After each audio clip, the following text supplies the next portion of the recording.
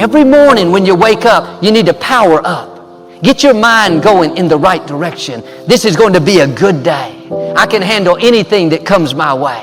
I am strong. I am confident. I have the favor of God. Angels are watching after me. I'm excited about my future. At the start of the day, you need to set your mind for victory. Don't let just any thoughts play. You have to think thoughts on purpose. If you wake up and just think whatever comes to mind, thoughts will tell you, you have too many problems. You're too tired. You'll never overcome this obstacle. Nothing good is going to happen today. If you don't set the tone for the day, negative thoughts will set them for you. Before you check the phone, before you read your email, before you see what the weather is like, you need to think on purpose, power thoughts, victory thoughts, abundance thoughts, can-do thoughts. No matter who you are, no matter where you are in life, you can take the lid off of your job. And if you're wondering if you still have the lid on in your life, here are some clues that's going to let you know that the lid is still on. If you're not excited about waking up in the morning, if you're sitting around bored out of your mind, if you got time to do everything anybody asks you to do, you probably got the lid on. If when you tell your dreams to all your friends, it makes sense to them, you got your lid on, man. Your dreams should not make sense to everybody. You got to say something that make people go, how you going to do that? That's when you got the lid off. And if I were you, I'd do that. I'd take the lid off. Makes sense to me, don't it? I mean, look, in show business, that's all the time. You could come to work one day and they just say the show is canceled. What can you do? So what I've done is I've produced so much content. I got radio, I write books, I write movies, I do TV shows, I host TV shows, I got a game show, I do a Facebook watch show. I do so many. So when they come and they cancel something, I don't really give a damn. Because I got 8 more jobs. You know what I mean? I've just managed to stack. And then I'm always prepared. I prepare for what's coming. Here's the deal. Change is inevitable. So here's what's going to happen. No matter what's going on in your life is not permanent. Everything is going to change. So there's 2 things you can do with change. You can react to it or you can participate in it. It's going to change anyway. So if you keep waiting around, you're going to have to react to the change. And now you're behind. But if you participate in the change, if you know the job you have is not going to last forever. I'm just telling you. COVID proved that already. Where you go to work at every day, that's going to change. COVID proved that already. Your best laid plans has changed. So what you got to start doing is you got to start anticipating that it's going to change and just start living your life with the preparation for change. No matter what you're doing, you could be doing more. Remember that. It's 24 hours in a day. You got to use as many of those hours to prepare stability for yourself as you can. I said it online, I got in a lot of trouble. If you sleep 8 hours, you're not ever going to be rich. If you have any dreams of being rich, you cannot sleep 8 hours a day. It's only 24 hours in a day. If you sleep 8 hours, that's 1/3 of your life. How can you cannot be asleep 1/3 of your life and become successful. You can't. People got mad at me. They talking about Steve Harvey prefers wealth over health. No, I'm just telling you. If your ass wants to hit it and be rich, you got to quit bullshit. You got to get your hustle and grind on.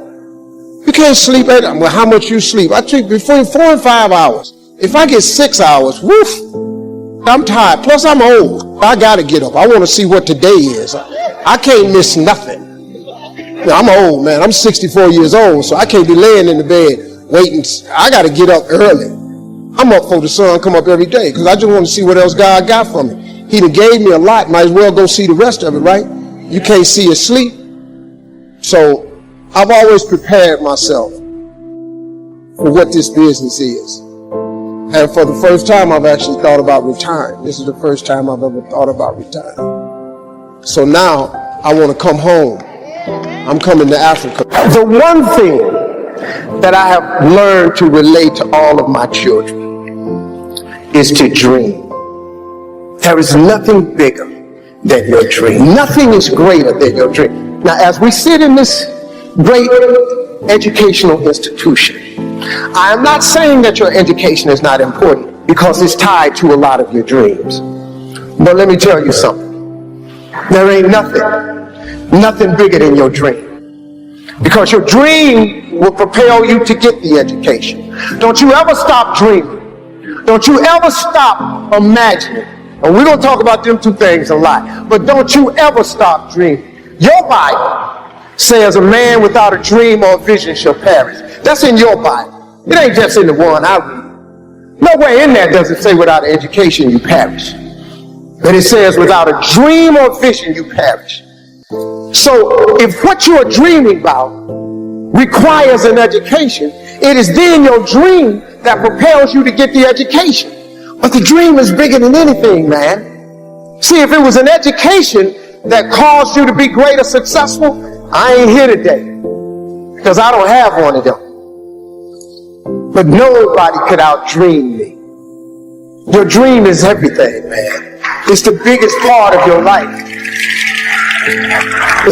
Look, man, it is that thing that God puts in you that don't let you sleep sometimes. It's your dream.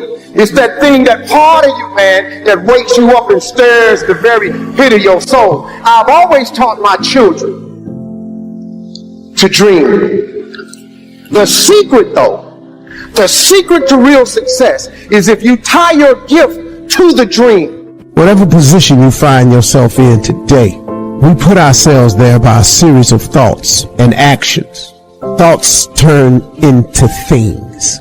That's very important to know. So let's look at both sides of it. For people who think negative thoughts, it turns into negative things.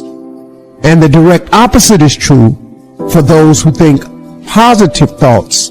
It turns into positive things. That's the deal. It's as simple as that, folks. Thoughts become things. So the one glaring question for all of us always is, on a daily basis, what are you thinking? What are your thoughts? What are you thinking? What are your thoughts? Because this is a fact of life. This is biblical. This is spiritual. This is written. This is philosophical. This is the law of the universe. This is just the way it is. Now, and here the cold part, folks. It don't matter if you believe me or not. It does not matter if you have never been explained this or not. And it does not matter if you think it works in your life or not. It don't matter. Listen to me. It is the way it is. It's just whatever. It's the law of the universe. You call whatever you want to call. However you got to dress this thing up, because this all it is. So when I say that you are where we are today because we thought ourselves here, oh, you best to believe that's true. You thought yourself here. No one else. See, let me explain something. I got people around me who so badly want to take credit for it. Every man in this room, you blew your 20s. You spend all your 30s trying to make up for your 20s. Yeah, that's the truth. Dog, every dude in this room blew their 20s and at 30 trying to fix what they should have did in their 20s. Yeah. And so forth and so on. You turn 40, you're trying to recover from the mistakes you made when you're 30. Now at 40, man, it's time for you to start. Really, at 30, you need to start buckling it on down. And just realize, man, everybody make mistakes. And the mistakes you're going through are going to help you become the person you need to be later on. Steve Harvey. All the mistakes, dog, they cool to make. Yeah. I needed to mess up every marriage. I needed to get arrested like I did. Yeah. I needed to get shot. I needed all this, dog. I needed to be homeless. Yeah. I needed all them things to happen to turn me into who I am today. So when you're young and you make mistakes, don't let them eat you up. Because everybody that done made it, done made them. Yeah. You got to fail in order to win. Hey, look, man, To understand how to hit the game-winning shot, you got to miss the game-winning shot. First of all, you're talking about stuff that I can relate to like so many others can relate to. I mean, everybody got the same story. We just got different details. But like I always say, life is 10% what happens to you. It's 90% what you do about it. See, we're going to dive into a chapter from my new book. And it's chapter 1, section 1. This is very clear for people. So the first step is getting completely and brutally honest enough to say, I am tired of myself. When you say I'm sick and tired of being sick and tired, that's the facilitator of change. That's when you're ready to say these words, no more excuses. No more excuses. I went to Kent State, I dropped out. I didn't drop out, I flunked out. Now that threw my life into a spiral, but because I didn't have a college degree, I could not let that stop me. And like you're doing, where you're saying, all my friends at this age are settling their careers, you don't even know if they're happy or not. Stop comparing yourself to others. So the first thing you do is stop focusing on other people. Instead, focus on being the best version of you that you can. Then you'll recognize that you deserve to sit at the big table with everybody else after you become the best that you can be. Now, once you've accepted that you have as much right to success and much right to succeed as anybody else, the next step is learning how to talk the talk. You have to get fluent in the language of success so you speak it with ease. Surround yourself with people who've accomplished their dreams and immerse yourself in the culture of achievement. You got to be tough because the road to success is always under construction. It's never a clear path to success. The people who become successful are the people who have a relentless attitude.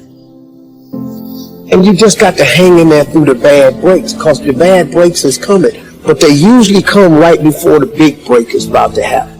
You get a series of bad breaks and it stumbles up a lot of people. My life and my success is to say to anyone, you can stumble, you can fall, you can get back up again. And like I've said before, we each have a gift. But too many people miss out because they refuse to sign the lease on their gift. You keep looking for it outside of you. Stop. Sit with yourself. What is it that you do the absolute best with the least amount of effort? That's your gift. But if you are constantly looking outside of yourself and you don't latch on to your gift, you will never find your purpose. If you want to succeed, you must commit to your own gift and embrace it. Well, same advice I give to my kids, man. If I could get them to understand the importance of their 20s.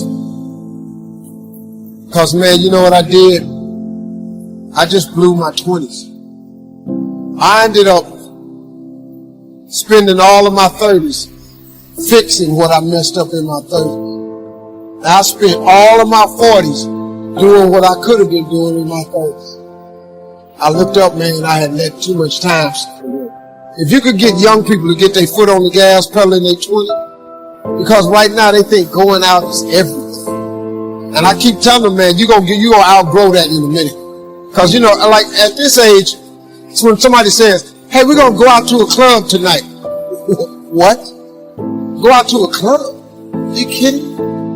It don't make no sense to you now. Because you're over that. But it takes a minute for them to understand. It's sad. I wish they'd give it. I wasn't clubbing in my 20s. I didn't know how to make a vision board. I didn't know how to. What really changed my life, man, was I got in Amway when I was about 24. I got in Amway.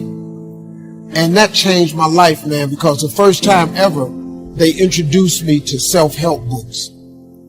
And I read 2 books that changed my life. It was The Power of Positive Thinking by Norman Vincent Peale.